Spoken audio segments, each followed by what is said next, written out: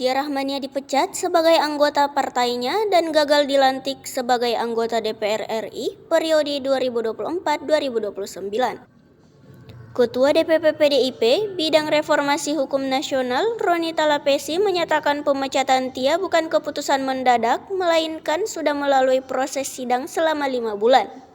Keputusan Mahkamah Partai Ketua Umum PDIP Megawati mengirimkan surat ke KPU pada Jumat 30 Agustus 2024. Pada 3 September 2024, Mahkamah Etik dan Badan Kehormatan DPP PDIP menggelar sidang etik terkait Tia Rahmania. Hasil sidang di Mahkamah Partai memutuskan bahwa ia telah melakukan pemalsuan suara. Roni menegaskan kalau DPP PDIP segera berkirim surat kembali ke KPU untuk pemberitahuan Tia Rahmania bukan lagi anggota partai. Ya, terima kasih Pak Eriko. Jadi rekan-rekan bahwa pemberitaan yang sedang berkembang saat ini kaitannya dengan pemberitaan saudari Tia yang sedang ramai. Di sini kami mau mengklarifikasi atas proses yang sudah ada. Bukan klarifikasi tapi tepatnya untuk menjelaskan kepada publik supaya tidak misunderstanding. Jadi terkait dengan saudari Tia Rahmania ini kami sampaikan ya bahwa proses terkait dengan pileg kemarin kami DPP partai berdasarkan undang-undang partai politik bahwa terkait dengan sengketa internal itu diselesaikan melalui namanya Mahkamah Partai. Kemudian terkait dengan sanksi itu diatur dalam pasal 31 Undang-Undang nomor 11 tentang partai politik, mengatur tentang mekanisme anggota partai. Pemecatan itu diatur di dalam anggaran dasar anggaran rumah tangga.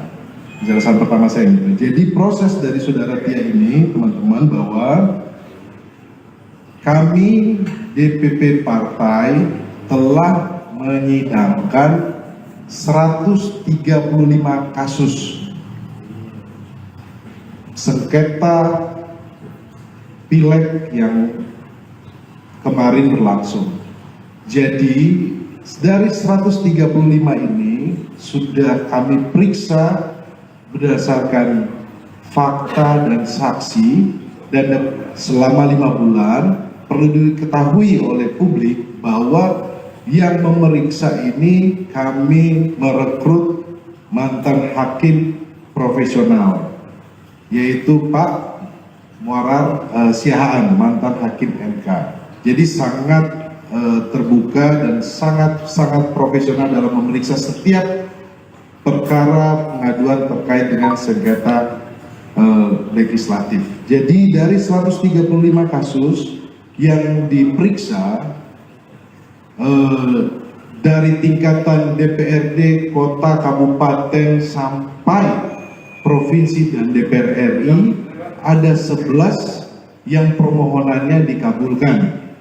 Dari 11 permohonan yang dikabulkan ini salah satunya adalah kaitan dengan permohonan gugatan dari saudara Boni Triana, dan juga teman-teman ada namanya saudara Didik yang menggugat saudara Rahmat Handoyo.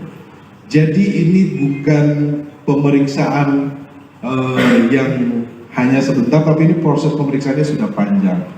Jadi terkait dengan saudara Tia ini didasarkan bahwa kami menyampaikan kronologis bahwa pada tanggal 13 Mei 2024 Bawaslu Provinsi Banten memutus 8 PPK 8 kecamatan di Dapil Banten 1, Lebak dan Download Tribun X sekarang, menghadirkan lokal menjadi Indonesia.